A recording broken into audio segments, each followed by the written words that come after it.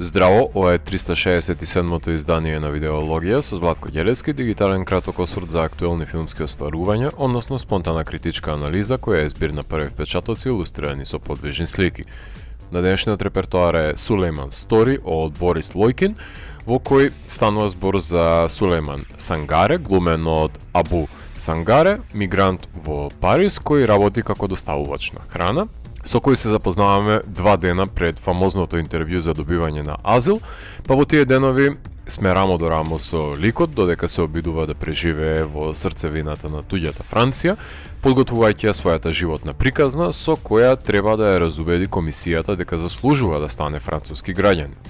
Проблемот е што и самиот не може да се убеди во наметнатата приказна за неговото доселување и вредносните димензии кои ги поседува, односно не ги поседува. Не смеат да се занемарат околностите во кои се пресретнуваме со Сулейман, кој е растргнат помеѓу два света. Се разбира родното огниште, кое го има напуштено во потрага по поберитетен живот, оставајќи ја неговата сакана да се предаде на понудите од поимотните мештани, додека тој е растргнат во париската екзистенцијална агонија и е немоќен да ги спречи тековите во родниот град кои се одвиваат без неговото присуство во него. А каков живот живее Сулейман во ветената колонизаторска земја? Настанува дисонанца помеѓу надежта за подобар живот и шлаканицата на суровата реалност, додека сонот за француската благосостојба не е на дофат, без разлика кој е доследен, конзистентен и упорен Сулейман во посегнувањето по него. Најпрвин нема безгрижен кров над главата и преспива во прифатилишта, ако воопшто сака да заштеди некое евро, возејќи под лажен профил, затоа што легално не смее да заработува мигрант од Гвинеја кој не е жител на Франција. На улиците е незаштитен и сам, што значи дека се соочува со тешкотијата при работните обврски, каде го занемаруваат вработените во рестораните чија храна треба да ја испорача, без разлика на неговото трпение и понизност. Дури и обичното движење на улица знае да биде соочување со малициозна наметливост од стадо малоумници кои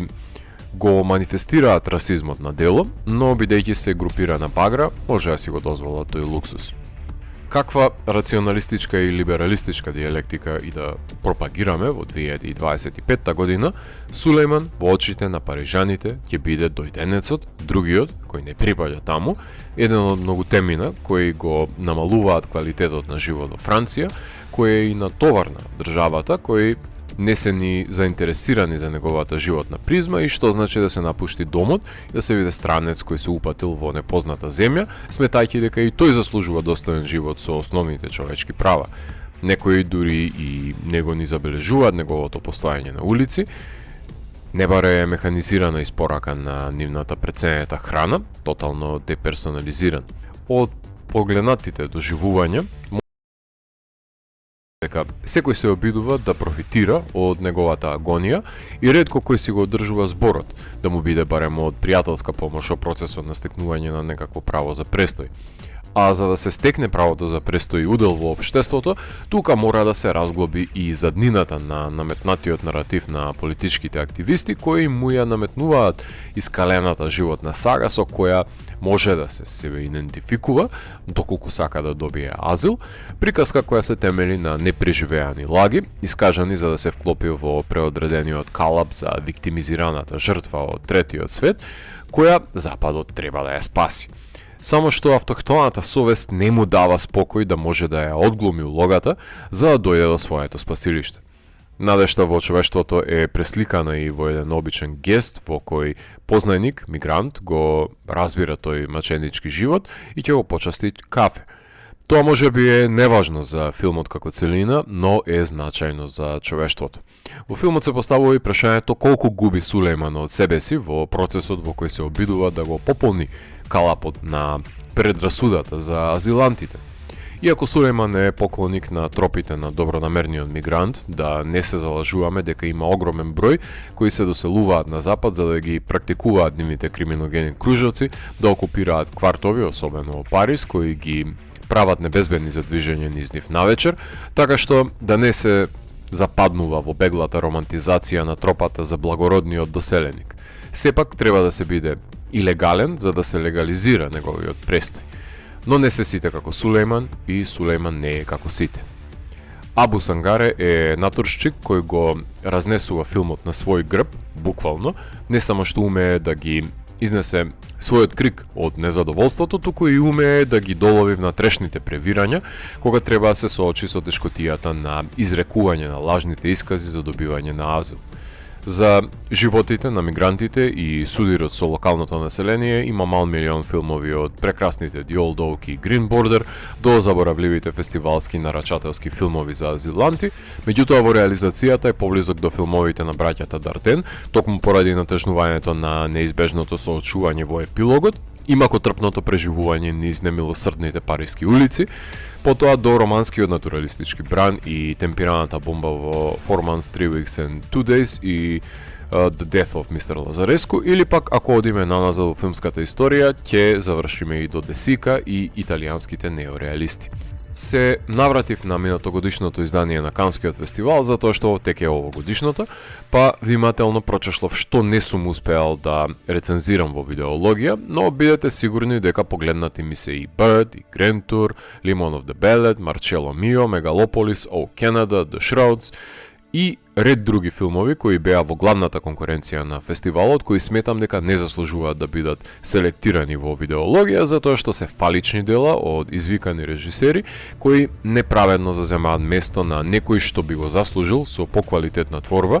но не го има приматот да биде поканет од фестивалот во селекцијата. Заборавот на овие филмови е најдобар показател за нивната минливост. Од друга страна пак има филмови како Сулейман Стори, кои ги исполнуваат критериумите на емисијата, меѓутоа не може да дојде на ред нивното бројче на автоматот. А со тоа што со нивното повторно прегледување осознавам дека естетските вредности кои ги поседуваат имаат вонвременска димензија и релевантно е кој број на епизода од видеологија ќе добијат, но се надевам дека ќе бидат во добро друштво. Како уште еден проблесок на филмскиот натурализам е избегнувањето од употребата на музика, што секако дека е пропуштена можност на секое дело кое одбива нејзина употреба за збогатување на филмскиот израз, но затоа нагласен е звучниот дизајн кој доаѓа до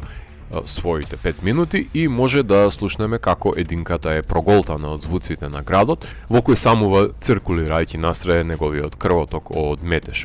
Монтажерот Хавиер Сирвен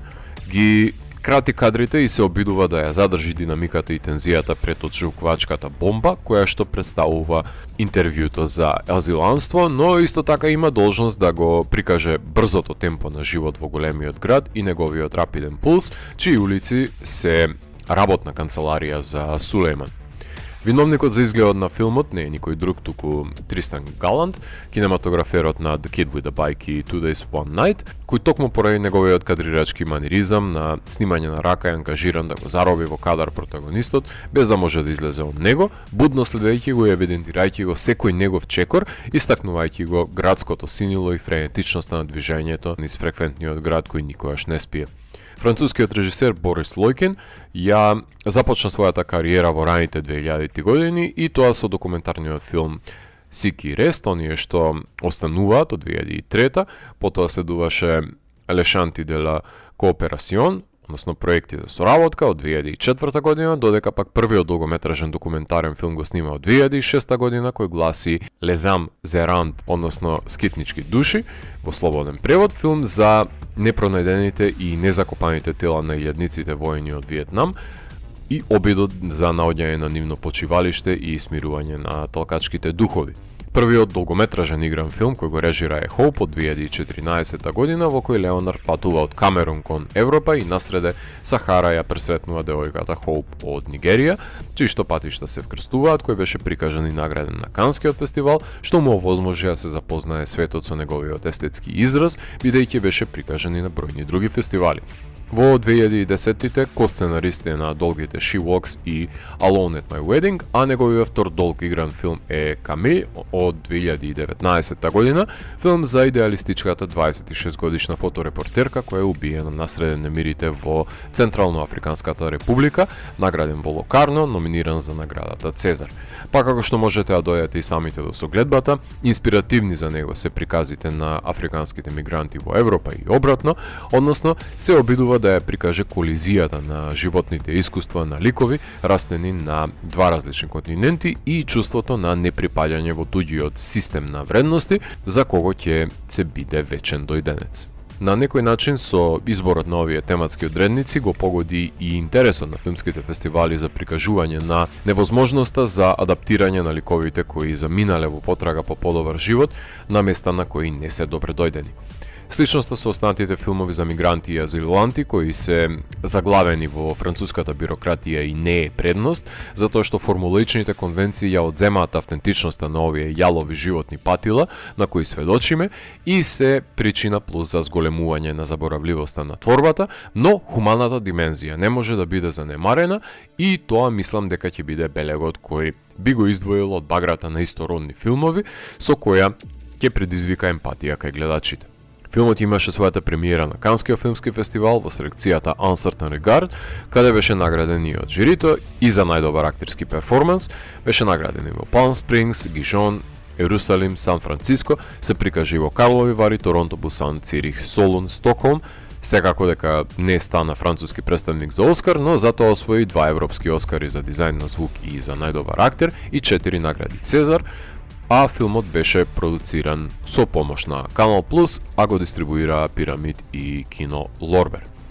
Филм за невозможната мисија на еден мигрант да излезе од предодредениот магичен круг на азиланството и се избори за подобра животна екзистенција во средина во која секогаш ќе ја носи тежината на ознаките да биде недобре дојден туѓинец. Европа сака да глуми дека е добродушен родител, но не ги сака подеднакво сите нејзини деца. Ако морам да го евалуирам, тогаш Сулейман Стори од мене има 4 од 5. Доколку ви се допадна 367-то издание на дигиталната архива Видеологија, лајкувајте го видеото, споделете го и следете го каналот. Последете и поснатите рецензии на виртуелната полица. И благодарам за вниманието. Поздрав!